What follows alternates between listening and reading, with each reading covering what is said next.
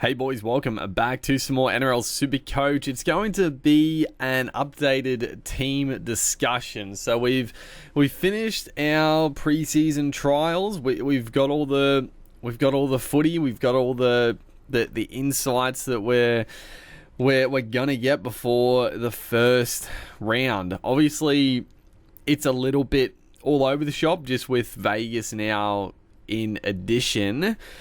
It's a little bit tricky, so for people that I don't know, just to keep a reminder of it, if you're maybe a little bit more casual to it, the first two games, and the first game kicks off at 10 a.m. Queensland time, so nice and early. This Sunday, 2nd of March, over in Vegas. Raiders taking on the Warriors, and then Penrith against the Sharkies. That's later in the afternoon. So this Sunday, 2 games, and then the rest of the round is Thursday. So it's not like a full week away. It's only a few days, but still, you've got to be a little bit mindful of what players you're putting into your side from these first 2 games, because obviously when these first 2 games play, they'll obviously lock out those players and whatever players you have for those first 2 games, but the rest of the round it'll still be on, like, without lockout. Like, you'll be able to, like, let's say anyone, I don't know, Nafahu White gets dropped or he gets injured, it's not playing, you won't have to, like, it won't use a trade. You can still do mass changes and trades before the rest of the lockout happens between the games. So don't get too worried about it. You just have to be mindful of what players you're choosing for the 2 Vegas games. So we pretty much wrapped it up. I think we'll just go into the team. So obviously it's going to change. I'm not going to say this is going to be the final team for sure. It's going to change. There's a few positions I'm not sold on. I feel pretty good about the team as a whole, but there's obviously some positions I'm not overly set on yet. So let's start dummy half. So I'm still rocking the cheap dummy halves. I know a lot of people are losing it a little bit of Sandon Smith. The Roosters obviously had a shocker in the second trial. Sandon Smith wasn't that good either, but I mean, I don't know. People are acting like, are they going to pick him now? And is he too overpicked at over 50%? I'm like, he's obviously going to be in the side. Like, I mean, whether or not he scores that well, that's another factor. But I mean, the Roosters are gonna be better. Like, I mean, they still have a pretty strong team on paper. It's obviously a lot weaker than it has been in previous years, but it's still going to be a competitive side. Sandon Smith is going to be goal kicking, and he's the starting halfback. Like, I don't know. The talk about not picking him now, I think, is a little baffling. I hope people don't pick him, because I still think he's going to be a pretty good cheapie, especially in the dummy half position. Obviously, tougher matchups. I mean, the Roosters take on the Broncos in the first game on Thursday night after Vegas. So it's not an easy first up match. Well, it shouldn't be, hopefully, for my Broncos, but I'm still pretty keen on Sandon Smith. Honestly, it'd have to be something drastic for me not to pick Sandon Smith. So he's locked in. The Roosters will look shocking, but he's still locked in for me. The second dummy half, I've still got Brendan Hands at the moment. There's obviously a bunch, and that none of them have really put their hands up. I know Corey Pakes, he impressed in the first trial, but then the second trial came out, and without the attacking stats, the base isn't very good. Pete Mamazoulis is an interesting one, actually. Now there's a bit going on with Mamazoulis. Obviously, Brendan Hands, I'm definitely falling out of favour with Hands, just because the young kid there at the Parramatta Eels, Smith, looks like an absolute gun. Like, he looks very, very sharp out of dummy half, and I think, I mean, I would imagine that, like, I think Joey Lussick, or is it Freddie Lussick? One of the Lussicks. I think it's Freddie. It's Freddie, isn't it? Oh god, no, it's Joey. I'm losing my mind. One of them. Why can't I remember? Now I've got them all mixed up. But one of the Lussicks, he's pretty damn bog average. Like, I still think Brendan Hands is above Lussick. Lussick, he can, he's just sort of a tackle bot. He doesn't offer really anything much out of dummy half. I think Brendan Hands offers a little bit. So in my mind, Brendan Hands is going to be the starting dummy half. But I think, surely, the way he's impressed in the trials, I would assume that young Smith gets a gig on the bench. Obviously, again, it just comes down to team list. The only... Yeah, I was just looking. The Raiders. I mean, the Raiders. Another one for the Raiders. The young up and coming star, I guess, as well. Paddy. It looks like he is potentially going to get a spot on the bench as well. But I wouldn't be starting him. I wouldn't expect big minutes from Paddy. The Warriors, I mean, Wade Egan is still... I still think Egan is undervalued, but I wouldn't be going him. Penrith, no. And then Sharkies, Brayley, no. Not that keen on. I'm sure I'll get some try assists with Fanor Blake, but I'm not keen on Brayley. So there's nothing too much to worry about. I mean, I'm not going to lie. Tommy Starling... I'm going to have a quick squiz. Starling is still... He's still piquing my interest a little bit. Just with...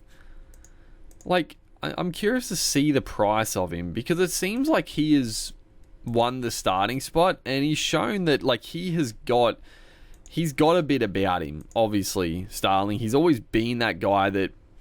Yeah, he's 340k. I mean, I'm not gonna...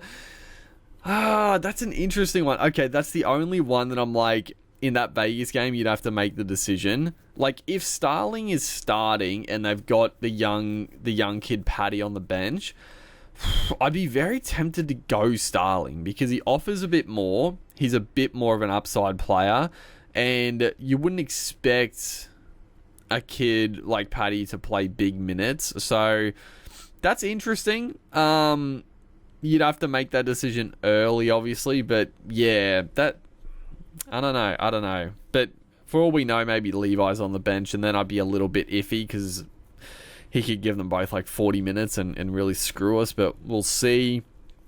Obviously, Mamazulis is cheaper than Brendan Hands. That's sort of why I've got Hands there at the moment. He is the more expensive guy out of the two, or out of the bunch. Yeah, there's the youngster Owen Paddy there, so... Yeah, it's a bit of a wait and see still.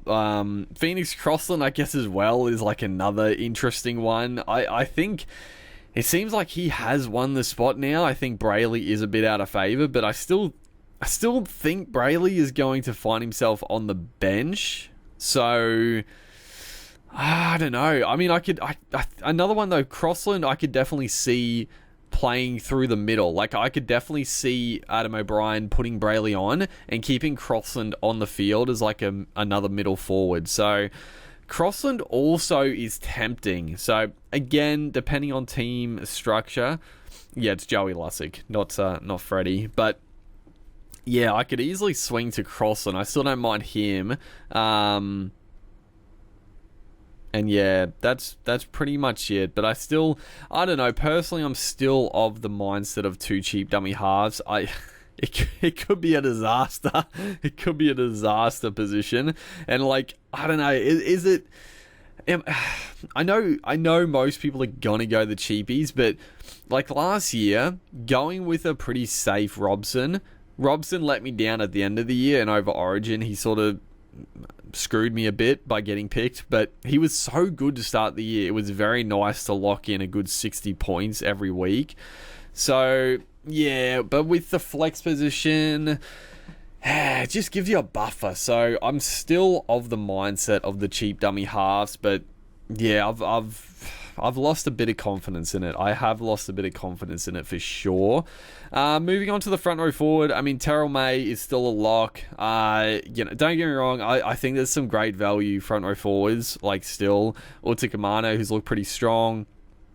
I still think Lindsay Smith is in for a big year, and the fact that Liam Henry is out for the Vegas game, so there's another middle forward down.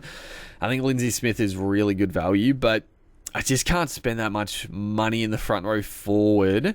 And Terrell May, I mean, the trial we saw him, he played big minutes straight. He's going to play big minutes. His work rate's going to be crazy. So I like Terrell May. I also like Fanua Pole as well for the Tigers. I would predict he gets the starting front row spot as well. Looked very, very strong. I think he's priced at about mid 400s as well. So there's some good value there. I can't run both Tigers front rowers. That's insane. At the moment, Corey Horsburgh is still the second front rower. He hasn't moved, but I'm not gonna. There's a little bit of concern. I mean, for one, we haven't seen Horsburgh in the trials at all. He hasn't played any minutes. I haven't seen him. So, is there like a slight niggle? Is there an issue where he's not quite ready to go? I don't know. It's got me a little concerned, but the difficult part, like if Horsburgh is on the bench, I don't think it'll happen because Papali'i has definitely transitioned to a bench role through the middle. It would be a little strange if Stewart put him back to starting, but if Papali'i did start and Horsburgh was on the bench, would I still go with Horsburgh? Or you probably still go him, but do you go him as your second front row forward? I'm not sure. It's a bit sight unseen. Obviously, we just haven't seen him at all, but I think it's still probably worth the punt, even if he's on the bench. Unless I do have a bit of money to spare, then maybe upgrade him to maybe get a Pole. There's some other good options, but at the moment, Horsburgh's still there.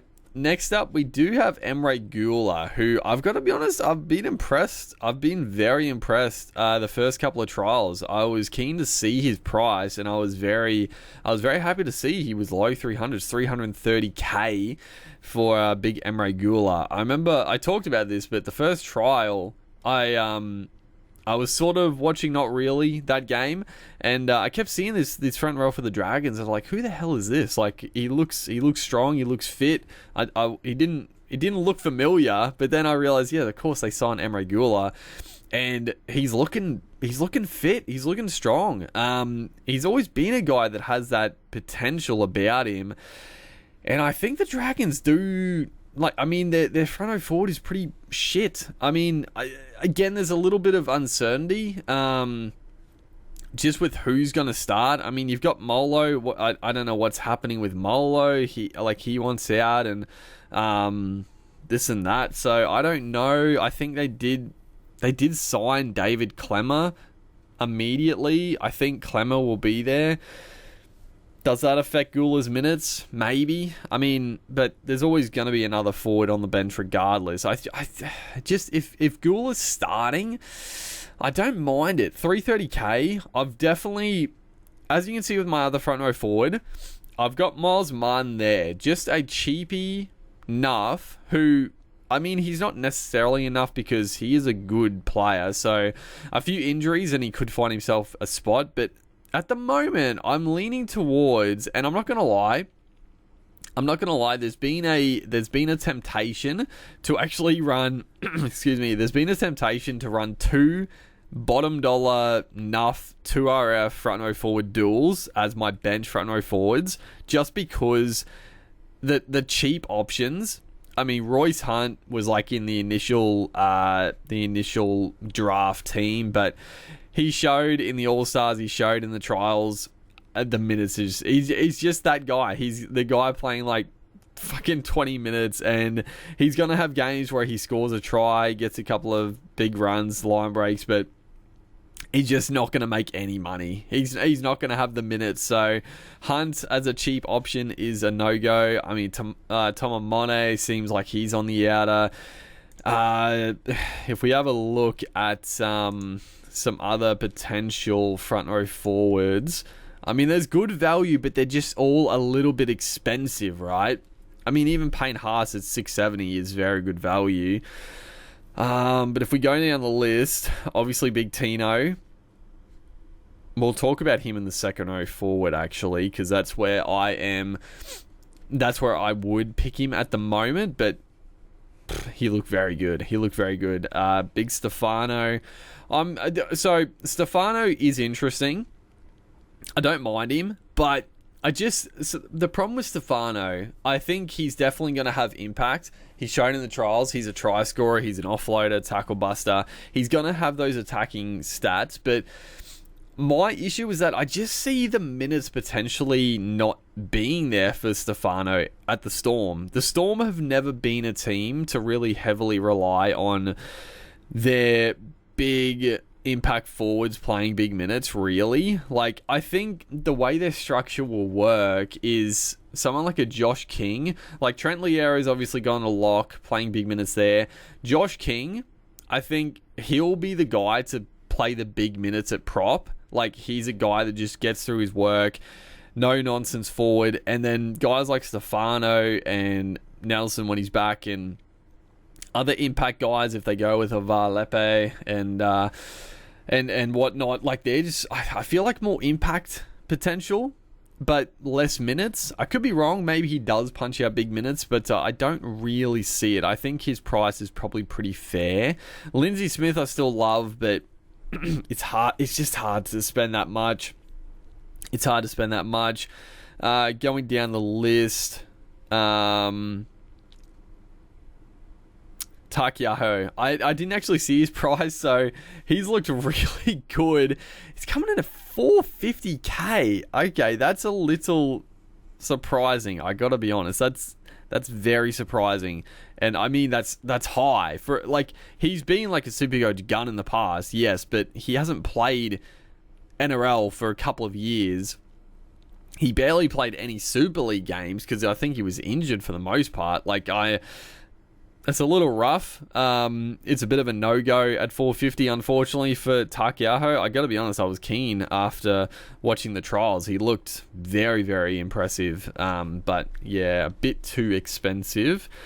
There's a guy, Fanoa Pole, an absolute weapon, 440k. If you want it, like, if you're not confident in Corey Horsburgh, you find a little bit extra cash for a Pole. I don't hate it at all.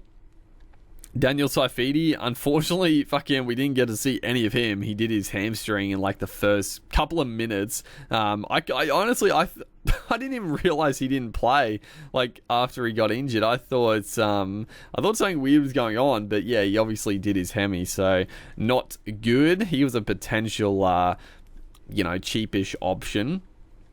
Anyone else? I mean, obviously you've got Aaron Clark as well, who people are keen on. I'm not as keen, but I do see the appeal. Anyone else of note?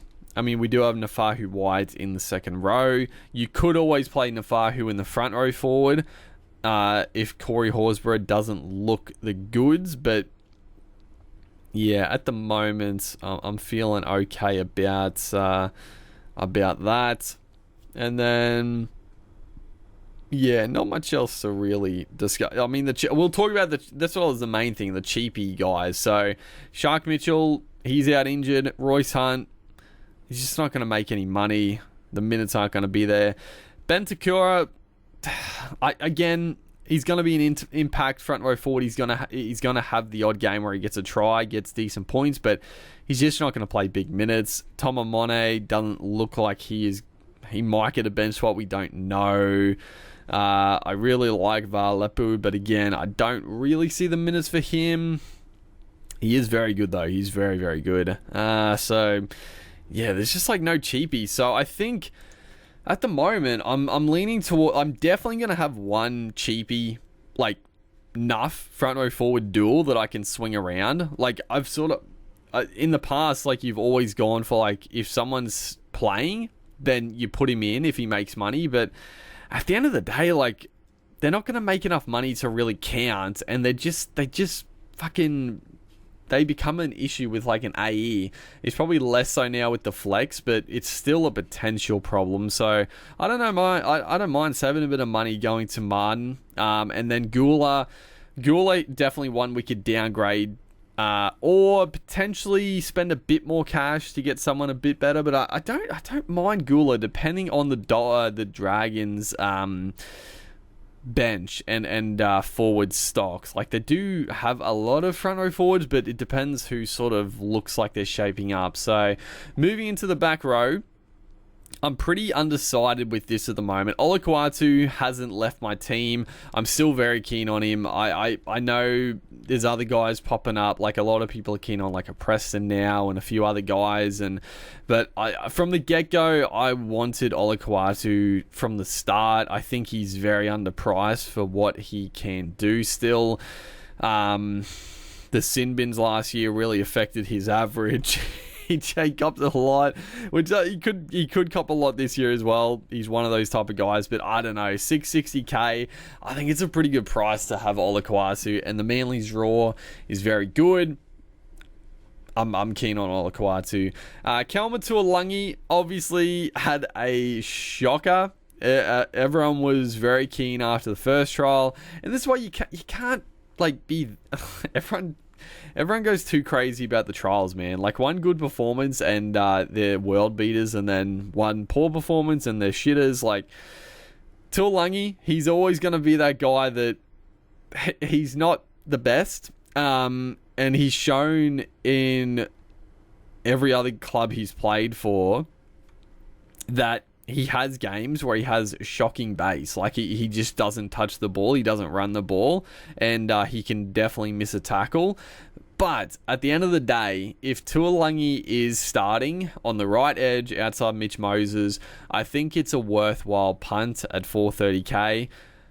I'm not expecting, like, people acting like he's going to fucking average 70 points, like, ridiculous. But if he can look solid enough outside of Moses, the attack will come. And yeah, I still don't mind it. I'm a little, like, don't get me wrong, you could definitely see him getting dropped for round one with that performance in the second trial. He was fucking dog, bro. He was awful.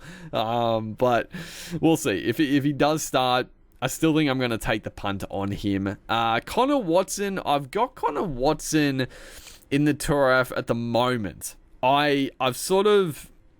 This is a position where I've flipped and flopped a lot. Originally I had Tino, and then I had another, like, value second row forward, and now I've gone to Connor solely just due to the fact with the dummy halves. Like, it's sort of a bit of a fail safe at the moment. A bit of a fail safe if like both of the cheapy dummy halves are just not looking good at all, then you can, and there's like a good value second row forward, then you can swing Connor Watson up to hooker and then trade a Brendan Hands or a Mamazoulis or whoever you go to a second row forward. It just gives you a bit of versatility. I think Connor Watson is still going to be very good.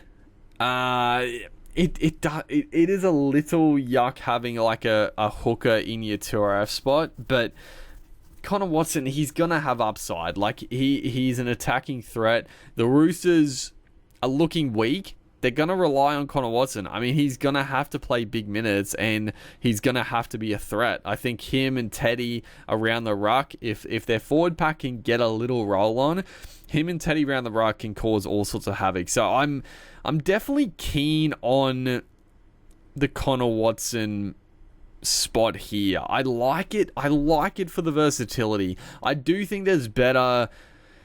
It's the thing. It's the. I keep switching though, because I do think there's better options, just solely 2RF focused, but they don't have the versatility if one of your dummy half, or if both dummy halves absolutely shit the bed, right? I think a Jacob Preston at just 600k, slightly more is better. There's a couple other guys as well. Like, there's plenty of back row options that I think are better than Watson as a hooker in your Tour F. But yeah, I don't know. I'm gonna flip and flop. The other thing. You know what? I think one issue is that I'm gonna have too many bloody Roosters players, which is the way the Roosters are looking. That could also dictate who we're going to not go, and that Connor Watson could be the guy that falls out. Nafahu White, I do have in my Tour F as well. Obviously, like I said, you could have him in my front row forward, but I like the idea of having. I mean, for one, I need to have one dual player in my second row forward. I think White is so. There's a bit going on here, isn't there? Obviously, Spencer Leniu has been suspended for 2 games. It was interesting in the trial because obviously White came off the bench. I thought White looked very good in the first trial. I think he was one of the Roosters' best middle forwards. He was getting over the advantage line. He was looking strong. I thought he'd probably won a starting spot, but he got relegated to the bench in the second trial, which again, we don't really know how it was going to shape in round 1 anyway, but he was on the bench, and then he sort of split minutes with Sia Wong, also an option at like 300k. There's so many value options. It's just going to come down to team list. So obviously I'll, before anyone asks, I will do like another team reveal like before the Vegas games when we get more locked in. Or, well, actually, because it's like split, I don't know. I don't know when I'll update it. But, yeah, Sia Wong and Nafahu White were like splitting minutes. It seemed like when Wong went off, White came on. Because when Spencer got sin binned and his time was up, he obviously got the head knock as well. But it was actually Nat Butcher who came on for Spencer Leniu, which I thought was interesting. And then, yeah, White and Sia Wong split minutes. But now with Leniu suspended, I think that locks in White to start at either prop or lock. It probably looks like prop now. And I don't know. I think he can win the spot. I still think Spencer Leniu... I mean, reports now are also that apparently Spencer Leniu wants out of the Roosters. Like, there's a lot going on. There's a lot going on in the world of footy, dude. It's great to be back. But I think White can win the spot. I still think Spencer is better just off the bench's impact potential. I think White is the guy that can play big minutes and do a good job. So I'm pretty hyped on Naf White. I'm happy to have him there. Jack Gazewski, it's disgusting. I definitely don't like it. I've got him there for now. And then Jacob Laban, also just a bit of a placeholder. It just depends who gets the spot. Like, this is where you could free up a bit of cash, and again, you could upgrade a Laban. Well, you wouldn't want to go see a Wong. There's too many fucking Roosters players, but yeah, you can make a bit of cash and upgrade to someone a bit more steady for a spot potentially. You could even downgrade Connor Watson to one of the more 400k guys and upgrade a Laban or Gazewski. But at the moment, yeah, I don't know. Laban, I guess it's either Laban or Vaimaga, I think. I honestly, it could be anyone. I mean, Capel or Niokore, could be Vaimaga, could be Laban. We don't know, but I think whichever of those Warriors back rowers it is, I think I'm going to take the punt on them. Could be a bit of a trap. But we'll see who gets the spot. Unless it is like a Niokore, which I'd be a little surprised if they went with him instead of one of the young up-and-comers. But we'll see. Jack Gazewski, I think... I don't know. I don't think I'm going to go... It's so tough. Like, I'm not going to talk too much about, like, real footy, but I just... If Gazewski actually starts over Piakora, I'm going to lose my mind. But the problem is that, like, Gazewski, he's shown throughout his whole career he cannot string games together. For one, he gets injured a lot, but also he's just not very good. Like, this is the thing I don't understand. Like, okay, maybe he's training fucking well, I don't know, but he's not. If he was brought in as like a no-nonsense player, but he was just rock solid as ever, okay, fair enough, right? He doesn't have upside, but he's just rock solid, does the little things, defends well, but he doesn't fucking defend well. He's a shocker. Like, he's not that good. So you've got a guy with like no upside that also I don't think is like that rock solid. So I don't know. So the way I'm looking at it is if Gazzeski is starting and there's no Piacora on the bench, then I've got to have Gazzeski. I think is starting back row for the Bronx with no immediate competition on the bench. I think you've got to go.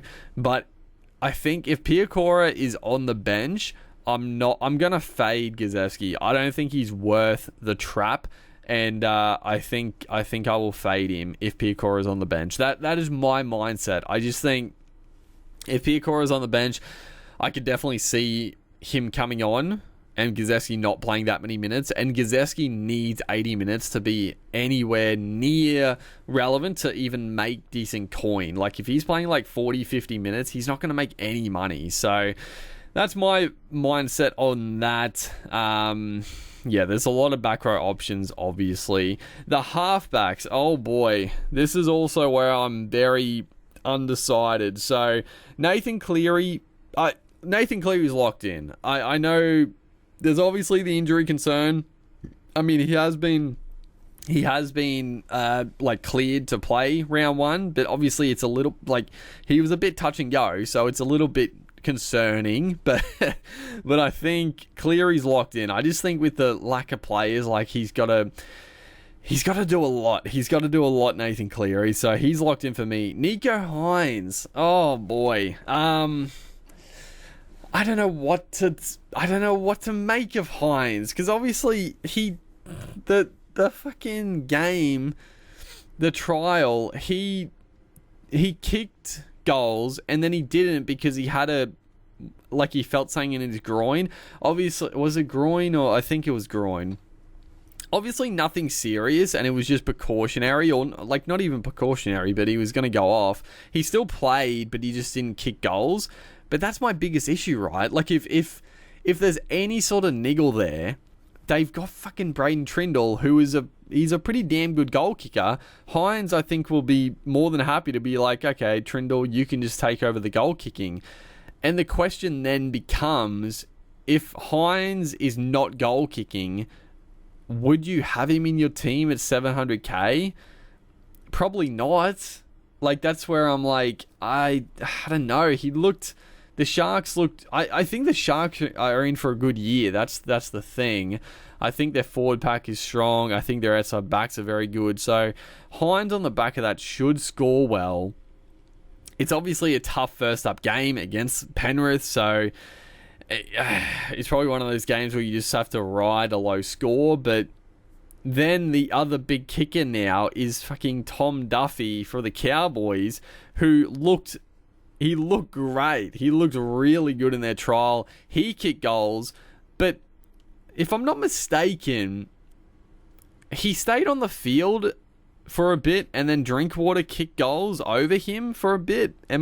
Did I miss-see that? Like, I know Drinkwater started kicking goals, but was Duffy off the field when that happened? I'm pretty sure Duffy was on the field for at least a couple of the goal kicks Drinkwater kicked. And he fucking nailed them. He nailed them from the sideline. I was like, oh no, is Duffy not locked in to kick goals now? Like, if Duffy is kicking goals at a cheapy halfback price, he'd look great. Like, the amount of cash you could free up going to Duffy over Hines, like 500k. It's 500k you could do a hell of a lot with.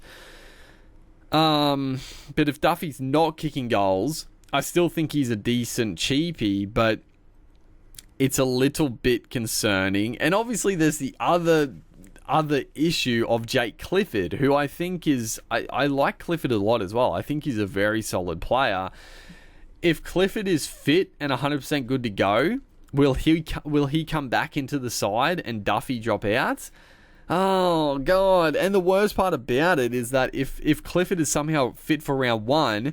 you have to pick Hines or Cleary. They play the first 2 games, so you could fade Hines, go with Duffy, and then all of a sudden Clifford is fit, and he's like, you know what, I'm going to go with the experience of Clifford. Duffy not quite ready for the rigors of NRL. And then all of a sudden you're like, oh fuck, I got to get someone else in. So I don't know. Honestly, this is one of the positions I'm most just unsure of at the moment. I don't know. This is the worst part, that Hines has another little niggle. Like, he just has another niggle to start the season, and if he's not kicking goals, it really reduces that ceiling. But I don't know. We'll have to decide. I mean, obviously, if I go Duffy, like I said, it opens up so much cash to splurge. It would be nice. I'm not gonna lie. It would be nice, especially because the Sharks play Penrith in the first game. It's like, it's pretty unlikely that both Cleary and Hines are going to have like big tons in the first game. But moving on, before we ramble on too much about the halfbacks, we do have Metcalf and Adam Doueihi in my 5'8" spot. Metcalf, I mean, I'm going with the crowd. I mean, it's just a bit too hard to pass up. He's looking good. The Warriors, I still worry a little bit about how the Warriors will finish on the ladder this year, but I think if they are to do well, it's going to be some attacking footy. I think they've got to play attacking footy. I think Metcalf and Martin in the halves are a very attacking halves pairing, so I'm excited to watch them. And obviously with the goal kicking, he's looking sharp. I mean, it's very hard to pass up Metcalf, so I'm not going to. He's locked in. And then Adam Doueihi, I mean, you can go back. I had Doueihi in my team from the get-go. I was pretty keen as a bit of a super pod on Doueihi. I think people are starting to... it's a bit annoying because, like, he obviously played halfback in the trial, and he looked great. Like, he's always been like a very good halves player, but at the moment his role is in the centres. I think people might be going a little bit, over the top with Doueihi just because he played halfback. Kicked a great 40-20. His kicking game in general was great. Looked strong, but the goal kicking is the big thing here, right? So from what I saw from that trial, it made me more confident to pick Doueihi. I think, he's not going to be a Val Holmes or Zach Lomax, a centre kicking goals averaging like 70 plus, right? I don't think he's got that in him, especially at the Tigers. I think the Tigers could be okay, but not at the Tigers. But he's going to have decent base. He's got some attacking upside, obviously. But the goal kicking is the real clincher as just a bit more value potential, right? And don't get me wrong, come around, and again, this is the frustrating part, is that Api Coruscant is suspended for round 1. So obviously Doueihi's going to kick round 1. There's every chance in the world round 2 rolls around and Api Coruscant takes over the kicking duties again. He kicked last year. He kicked well. I've said it before. He doesn't look a very natural goal kicker, but he actually hit them pretty well. Credit to him. But looking, like, the biggest factor, like, people kept talking about the injuries with Doueihi and blah, blah, blah. From what I saw, his kicking game in general was great. He was taking a lot of the long kicking duties. Kicked a 40-20, like I said. Goal kicking, he nailed them. Like, he was not holding back with the kicking. He was absolutely rocketing them off the tee.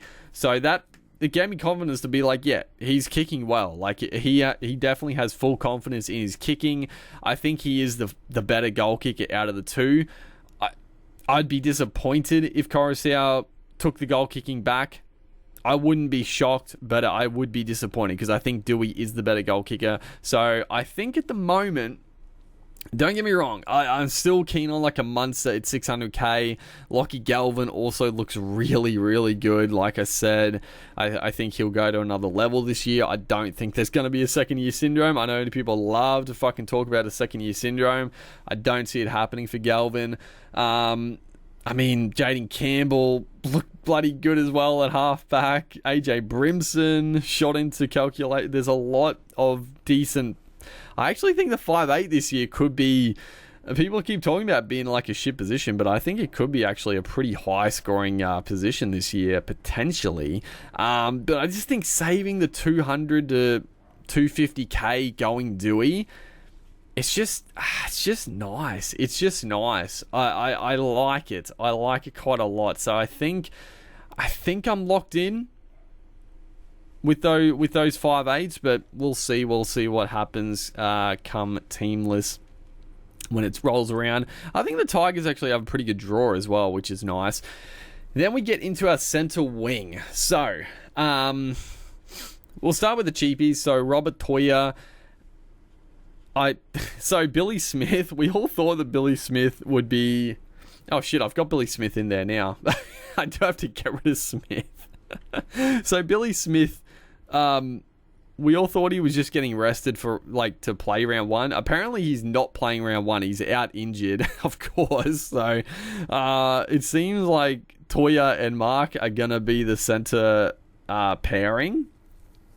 I think you've got to go Toya. He didn't have a great game. He copped a little bit of a bath by Bradman Best in the trials, but yeah, I think Toya locked in. Jackson Purdue, cheapie for the Cow, somewhat pretty much a cheapie for the Cowboys. He looked good. He looked very quick. The Cowboys their attack looked pretty good, I gotta say. Without Chad Townsend, their attack looked pretty good. And Purdue, I think he is definitely locked in for that spot. Tamale, I've got him there for now. I don't think I'm gonna roll Tamale. The biggest issue with Tamale is just with Albert Hopewade. He's missing round 1, but he's every chance to come back round 2.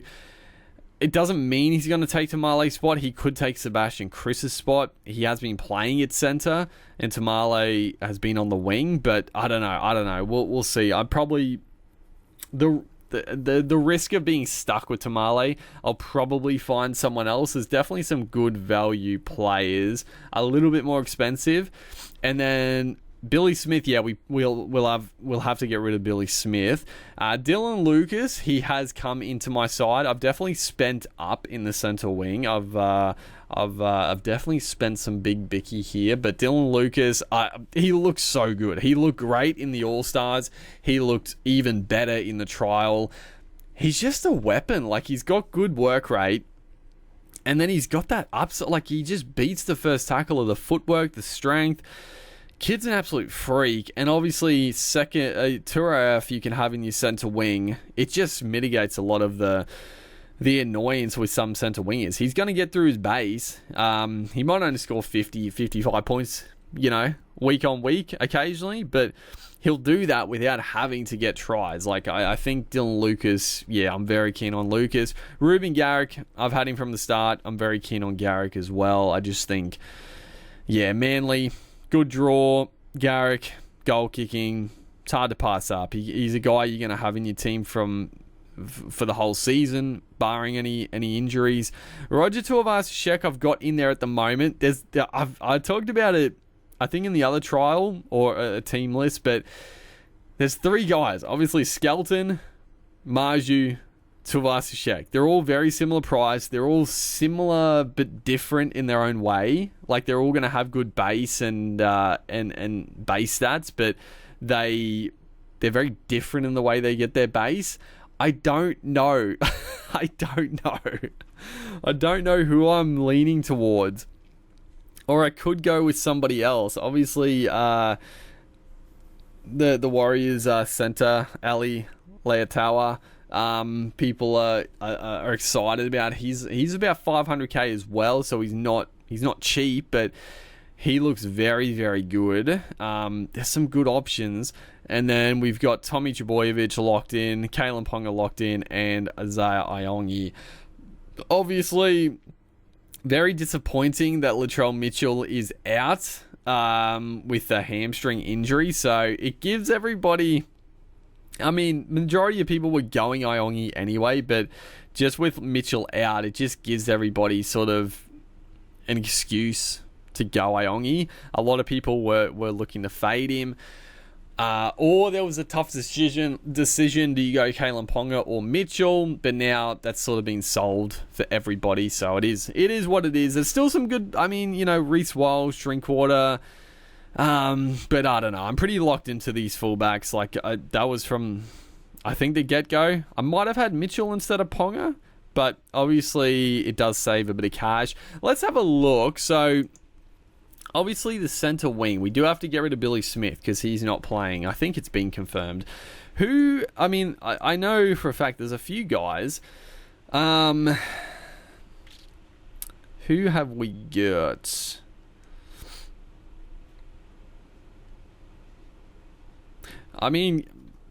Okay, so there's more injury.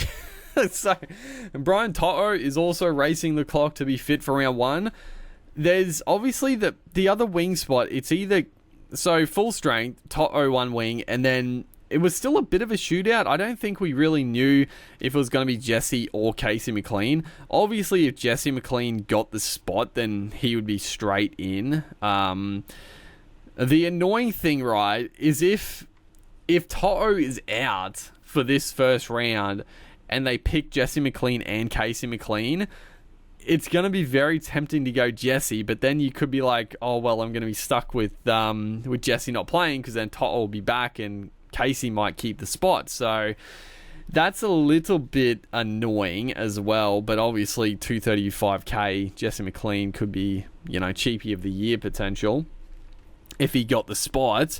Sione Fainu scored, he scored like 10 tries in 20 minutes? No, he scored 4. he copped a knock, then went off. He's 280k. He's outside of Val Holmes. Just quickly, before I look at the other players, Val Holmes, oh boy. I'm not going to go him. You can save 100k and go Garrick instead of Holmes, but I still think Holmes, I wasn't quite expecting the Dragons to look so good, but the big signings have all looked sensational, and Val Holmes, he's a freak. He's so good. NRL-wise, I think he's very underrated still. People do not really, put him up as one of the top centre wingers. I guess defensively he can let himself down, but boy oh boy, he's an attacking weapon.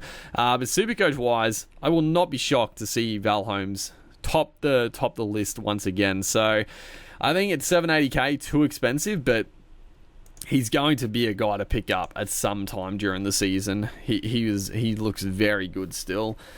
But yeah, going down the list, obviously,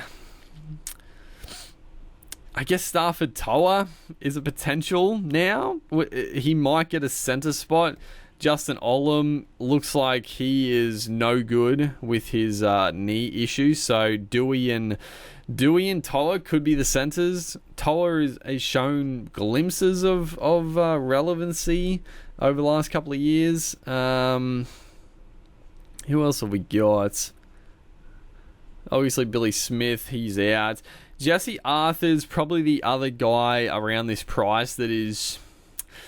It's pretty tempting to just go Jesse Arthur's. I don't love, I think he's a pretty solid player. He obviously doesn't have the best base and work rate, but if the Broncos click, then, Arthur's on the wing could pick up a bulk of tries. So I think, at the moment, Billy Smith to Arthur's is just a pretty simple trade. And then if we look at other players around this price range, who else have we got? Jack Bird, no, not off the bench. I know he scored well, but off the bench, I don't love it. Junior Tupou, if he got a spot at the Dolphins, I'd be somewhat keen. Ty Munro, 390. Honestly, with Mitchell and Cody Walker potentially out, yeah, no, thank you. Where was Isaiah? Isaiah Tass actually. So Isaiah Tass, 330k. I still don't love it with all the Rabbitohs out, but I think he goal kicked, right? I'm pretty sure he goal kicked, and I don't know. Will he play? He probably plays centre with just the injuries. I don't think he's not gonna blitz it, but I don't know. He could be an okay, if you want to spend a bit more instead of getting trapped with like a Tamale, you could go as a Tas. I don't hate it. And then these other 400k guys, instead of going like a Tuivasa-Sheck, I don't mind a Jack Howarth. Think he's pretty good value at a tick over 400. Casey McLean, I still don't mind even if he got the spot. There's Joel Skelton, Isaac Tunga. There's options. Greg Marju, 500k. Ali Leotawa. He's only 2% owned still. He's scored well. He scored well in limited games as well. That's the exciting thing with Ali. But yeah, I mean that'll wrap it up. There's obviously a lot more we could fucking talk about. I could ramble on. I'm still unsure. It's gonna be a tricky week. Obviously, this video's gone on plenty long enough. I will do a video discussing the second week of the trials, just a bit more of a discussion. I'll give myself a better idea of how players went as well. It'll be good to dissect. And then I'll probably either in that trial video or another video, I won't forget, I'll put up some league codes and stuff. I just can't be bothered setting it up tonight. Otherwise, I would. It's late, so I'm not going to bother. But I won't forget. So if people are itching to join a league, I will make sure to. I'll do like an open league. I know you can do like open leagues now, and then I'll do like a couple of like head-to-head type leagues. So look out for that in the next couple of videos. But yeah, the team, the fullbacks are set. The center wing is pretty set. It's just a matter of a couple of players, but I think for the most part we're looking pretty set. The 5'8", I'll say we're set. This is what I was keen on from the get-go, so I think I'm just gonna go with my gut. Dewey might turn into a bit of a plotter, but he's 430k. I think it's a pretty good risk to take with Dewey. He's not gonna go like much cheaper, really. The halfbacks, Cleary set, Hines. Oh my god, you could free up so much money. I'm definitely going to make a team without Hines and Duffy there and just see the upgrades we can do. The second row forward, it's half set. Connor Watson, yes. Although, again, we've got so many Roosters. That's what I was talking about. We've got 1, 2, 3... Yeah, I guess we've only got 4 Roosters. It's not that crazy. But yeah, 580k, I don't know. The front row forward's pretty set, unless obviously Horsburgh doesn't get the start. And then the dummy halves, it's just a matter of what second dummy half looks the goods. So yeah, we'll weigh it up. I'll be tinkering some more. Hopefully, guys are enjoying the content. There's a lot of moving pieces. It's a tricky start to the year. I feel like, I don't know. There's so many like ifs and buts. A lot of undecided roles still. I'm a little lost on a few, but hopefully, you guys are enjoying the content. Make sure to like and comment, and I'll see you guys in the next one.